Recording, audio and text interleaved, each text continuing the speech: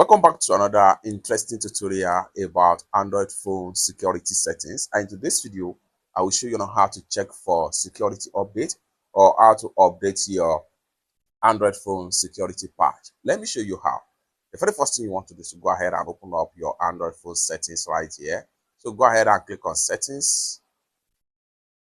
Next thing you want to do right here is to scroll down until you get to password and security right here. Go ahead and click on that. Next thing you want to do right here is to go ahead and click on security updates. Next thing you need to do right here is to go ahead and click on check for updates.